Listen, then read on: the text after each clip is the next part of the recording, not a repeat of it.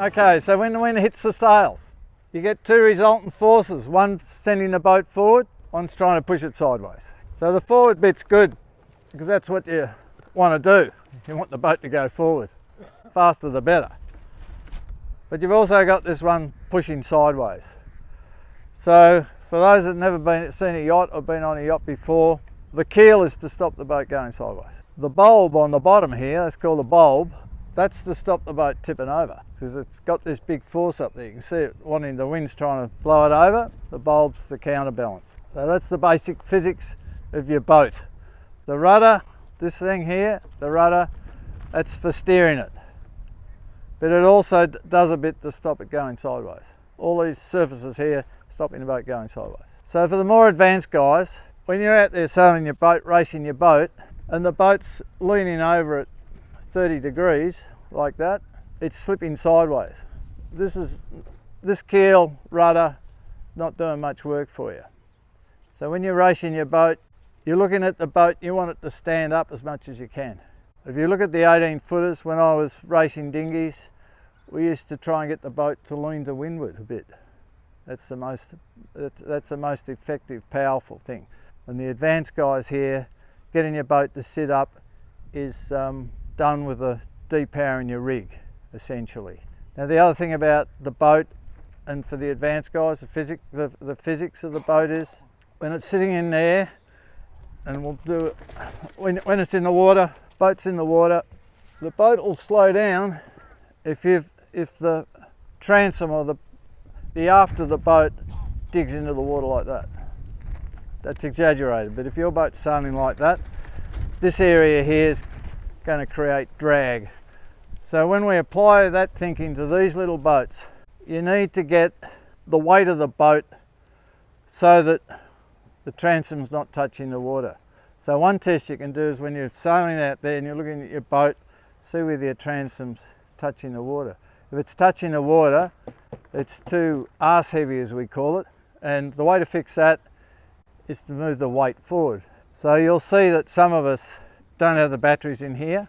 This boat comes with some double A's, doesn't it? 4 double A's or something there. Big chunk of batteries there. The guys that are racing them, we use this battery thing here, and we put the battery pretty much on the keel. Put the weight over the keel, bottom of the mast. Because the other thing that's happening is, you're getting the stern out of the water, but you're also stopping it rocking like that. For all your weight's in the centre there, the boat's not going to do that as much. And if the boat's sailing along doing that, like you've got a heavy battery here, and you've got something heavy up there, it'll be going like that. It'll be putting the brakes on, then it'll be putting the brakes on. I'm exaggerating. So if any of you are still racing with batteries in there, I suggest that if you want to move up the fleet a bit, you'll get your batteries up around your mast and your keel. You can adjust that for a heavy day. You can move the battery back a bit, so you're not nose diving as much. So that was a great example. I moved my battery right back. Well, first of all, it fell out, didn't it? And it disconnected. But then after I'd figured that out, poor preparation. I moved the battery aft, got as far aft as I could. Yeah, that's going to help it stop it nose diving. Okay, so any questions about the basics? What's going on? You know, the wind's hitting the sails, it's driving the boat forward, it's making it go sideways. We've got bits here to stop it going sideways, or reduce it going sideways. It's not going to stop it going sideways. We want to keep the boat up when we're racing it.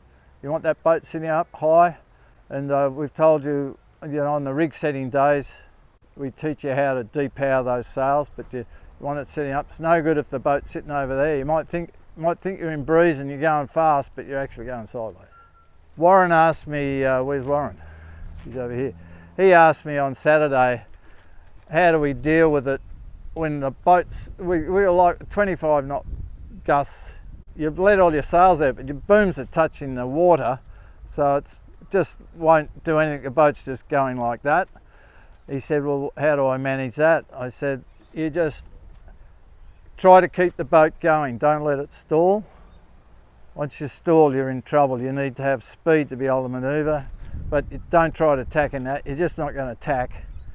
So what I said to Warren was, you know, you just keep there. Those gusts are only taking like 10 or 20 seconds. When the boat sits up and you need to tack, that's the time to tack. The other thing I thought about when I was going home, Warren, was that I thought, what was I doing? Also I was doing. So when I was going up the track there, up the course there, and I could see, you could see the bullets coming down, couldn't you? You can see them coming down. So I said to myself, which tack do I want to be on when that bullet hits me? I've got a chance to tack.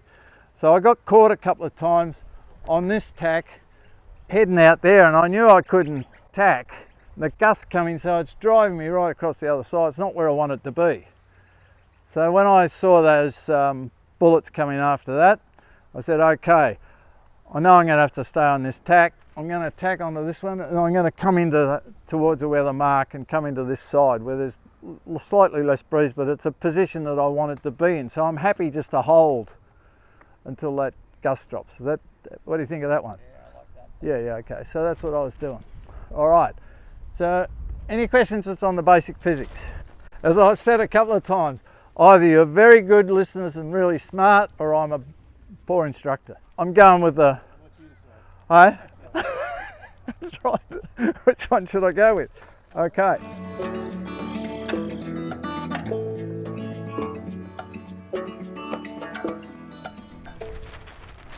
So then I just want to talk briefly about the basic points of sailing. If we want to sail upwind, wind's coming down here. If we want to come down from the bottom of the board up to this mark here, we'll call it a mark, up to that spot there. So the closest we can sail to the breeze is about 45 degrees. So that's the wind coming down here. That's about 45 degrees. Varies per boat. The keel boats can go, you know, the really good keel boats can go up to about 30 something degrees. And I'm not sure what those 50-foot racing cats do, but they're probably not that much. They just go fast. So if we want to go up there, we have to tack. So we're tacking like this. We tack at right angles. We're tacking like that to get to that mark. Two lots of 45 degrees, so they're 90 degrees, so we're turning the boat 90 degrees through the wind. If we try to sail up into the wind like that, direct into the wind, we don't get any force on the sails. If we try to go too high into the wind, the sails are just like so. No wind pressure on the sails, no forward force, no sideways force, basically a backwards force. If you go right up in the breeze like that, the sail's just flapping. The only way the boat's going to go is backwards like that. So to go up wind, Roscoe and Kevin, we need to go like that and then tack 90 degrees. So with this little boat here, as a demonstration, I'm trying to go from here up the lake there. You see those boys up the lake? I'm trying to go up the lake. So I'm going to tack, I'm going to go 45, then I'm going to go through the wind, and I'm going to come on the other tack. You seen that? It's 90 degrees tack. Here I go. So as you're turning the boat, you're turning 90 degrees. Now for the more advanced guys, you know that the wind's moving all the time. You're getting shifts in the breeze. You've had a great tack. If you're going along like so, and the bow of the boat, you have to steer the boat down to keep the boat going. You're in what's called a header, then you tack. And you've had a great tack if you tack through less than 90 degrees. If you tack at 70 degrees, you go, oh, that's a beauty. If you go the other way and you think, oh, it's time to tack, and you tack through 90 and more, like 110, 120 degrees, that was the wrong time to tack. You're actually heading in the wrong direction. So that's just one of the little measures. You might hear me frustratingly say, oh, I've just tacked through 120 degrees, I got that wrong. So if I do that, I'll just tack back again quickly, because I know that the more time I spend on that tack, I'm getting left behind. Alrighty, so that's how we go upwind there. Alright, so that's what we do. So the other thing I'd just like to do is cover the other points of sailing. So we're tacking upwind. So let's a bit of terminology we use. We're sailing upwind. We're tacking upwind. We're tacking to weather. This is the weather mark. The windward mark. Anyone got another one for me? Top mark. Thanks, Basil. What'd you say, Dudley? Purple mark. Eh? Is there any other? So we've got windward mark, weather mark, top mark. Because in sailing terminology, when we're heading towards the wind, we're going to the weather. The weather's coming from there. Okay, so that's what we do when we're tacking. Now, if we want to go across the wind, we're reaching. And we're letting our sails out a little bit. If you notice that when we're going upwind, the sails are pretty much on the centre line, just off the centre line. We go on the reach, we're letting our sails out a bit like that to get the right angle for the wind to hit the sails to give us more forward force and less sideways. If I left my sail on like that, so I'm heading up now, going to reach. If I leave my sail on, it'll just push the boat over. So you'll hear me say when you come around the top mark, when you come around any mark, or you're changing direction of your boat, when you come off the wind, as we call it, away from the wind, off the wind, bearing away, all means the same thing. When you bear away, you need to let your sails out as you bear away. If you don't let them out, all it's doing is trying to push the boat over, and it's also trying to push the boat back up into the wind. So when you come around the marks, ease those sails off a lot earlier than you think, until you get a bit of a flap in them. Then you know you've gone a bit too far, but that'll teach you where it is. Unless you get that flap in your sail, you don't know that you're down where you should, close to where you should be. If you just ease it off a little bit, maybe you could have eased it more and you've given up some speed and some manoeuvrability. So when you go out there practice, I really mean go around those marks. Practice letting your sheets off, steering around. Go one way, then go the other way. So we're on a reach, right? Somewhere there we've got our sails out, probably about 45 degrees to the boat. The boom's about 45 degrees to the boat, something like that. That's called reaching. Going behind the screen, Jeremy. Here I am. And so reaching, and we can go reaching that way, or we can be reaching that way, sideways to the wind. Now the other point of sailing is when we've got the wind behind us and we're sailing down to a mark. That mark's called the downwind mark, the bottom mark, the leeward mark. So when we're running, we've got the sails pretty much the booms are pretty much at right angles to the boat with the wind straight behind us. That's going to give us maximum speed, maximum sail area to the wind. So that's what we look like when we're going downwind. We've actually got the jib out the other way now, and that's what's called goose-winged, bat-winged. We got another word for it, someone had another one. See that's running downwind, beautiful.